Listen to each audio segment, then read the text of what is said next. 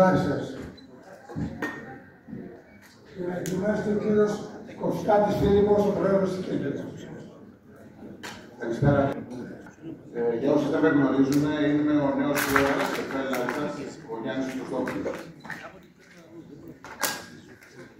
Για ακόμα μια φορά είμαστε εδώ και πραγματικά από χθες που ακούω, που ξεκίνησε μάλλον η προϋπολογιστική συνέλευση, δεν σας κρύβω ότι απογοητεύτηκα και από το κλίμα και από την ένταση και από όλα αυτά που δυστυχώς κάθε φορά αντιμετωπίζουμε.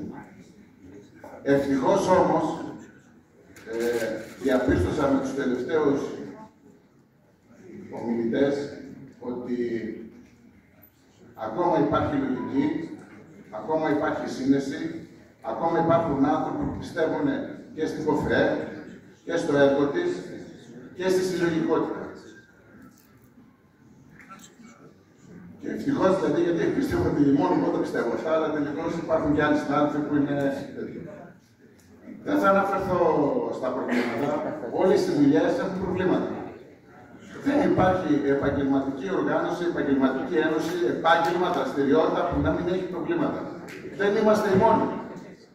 Πρέπει να σταματήσουμε επιτέλους να κοιτάμε το δέντρο και να χάνουμε το δάσος. Όλοι φωνάζουμε για τα my data. Δεν άκουσα έναν συνάδελφο να πει ότι τελικώς τα my data, έστω και όπως είναι αυτά με τα προβλήματα, κάθε χρόνο εξελίσσονται.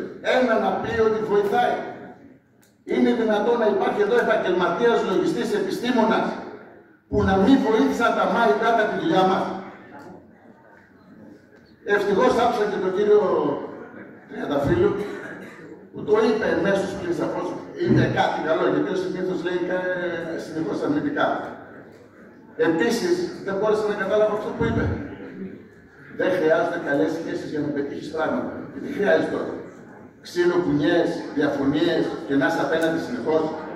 Αν δεν έχουμε δημόσιες σχέσεις καλές, αν δεν έχουμε όλους αυτούς τους ικανούς συναδέλφους που έχει υποφέρει, που μπορούν και πάνε, μιλάνε στη Βουλή, μιλάνε στο οικονομικό επιμελητήριο, συνάδελφοι που έχουν μπει πλέον μέσα στα επαγγελματικά επιμελητήρια, σε όλες αυτές τους οικονομικούς οργανισμούς που καθορίζουν με τα νομοθετήματά τους τις αποφάσεις οικονομικής φύσεως. Δεν είναι βοήθεια αυτό που έχουμε τόσους λογιστές μέσα και επιτέλους θα τους βάλουμε να ξυπνήσουν γιατί οι επαγγελματίες κοιμούνται? Πριν μερικά χρόνια, το θυμήθηκα σήμερα αυτό, ο καλός και αγαπητός συνάδελφος ο κύριος Μπουζάκης, όταν κάποτε ήρθαν τα ελληνικού για το περιβόητο αυτόν ε3, οι ίδιοι άνθρωποι πάλι παραπονιόντουσαν. Και τι είναι αυτά, και δεν μπορούμε, και τα αλλάζετε ξαφνικά. Σήμερα το ε3 όμως που τότε φωνάζατε και τα που, τα βάζετε μπροστά στα σημαία για να πάτε αντίθετα στα μαϊτάτα. Σε 10 χρόνια πάλι τι θα μας λέτε?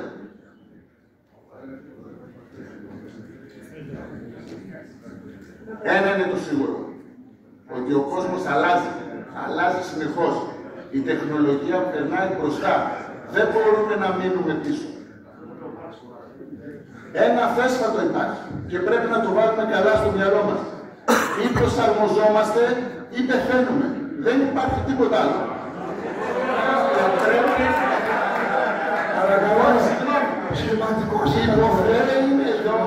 Η ΚΟΦΕ είναι εδώ για να στηρίξει την προσπάθεια που κάνουμε όλοι να προσαρμοστούμε.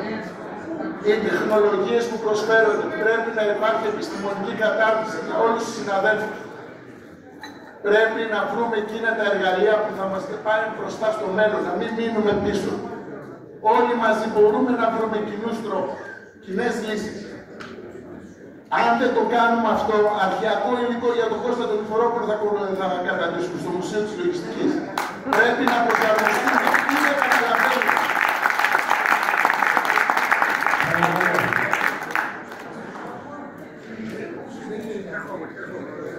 Εγώ λοιπόν θέλω η ΚΟΦΕ να είναι παρόν, να είναι μπροστά από τις εξελίξεις, να είναι εδώ και να παρέχει σε κάθε συνάδελφο λογιστή μέλος της Ένωσης τα εργαλεία εκείνα που να μου καλυτερεύουν και να μου διευκολύνουν τη δουλειά μου και να προάγουν στο τέλος της ημέρας ότι αυτό που κάνουμε αποτελεί ένα λειτουργήμα. Να είναι μέσα σε όλους εκείνους τους μηχανισμούς των επαγγελματικών, των επιστημονικών και των οικονομικών οργανώσεων που έχουν τη δυνατότητα ή να νομοθετούν ή και να κατευθύνουν με τις αποφάσεις τους την πορεία της οικονομίας και έτσι να μπορεί να υπερασπίσει τα συμφέροντα και τα δικαιώματά μας και να διεκδικούμε συνεχώς νέα. Τελειώνω. Όσο αφορά το απερχόμενο ΔΣ, εγώ δεν θα τα ισοπεδώσω όλα. Εγώ πιστεύω ότι έκαναν ό,τι μπορούσαν. Μπορούσαν και περισσότερα. Υπήρχε πρόβλημα με την επικοινωνία. Πιστεύω το νέο ΔΣ αυτό να μπορέσει να το λύσει. Γιατί όντως έγιναν πράγματα, απλώς δεν βγήκαν προς τα έξω. Ασθένεια, τελευταίο. Ψηφίσαμε, υπάρχει νόμος. Είναι στη σωστή πορεία. Περιμένουμε την Κία. Αλλά να σας πω και κάτι. Στη Λάρισα, στην Ένωσή μου, δεν περιμένουμε καμία Κία για την ασθένεια. Οι συνάδελφοι είναι παρόν. Και όταν κάποιος συνάδελφος έχει πρόβλημα, εμείς είμαστε πρώτοι να πρέπει να αντιμετωπίσουμε.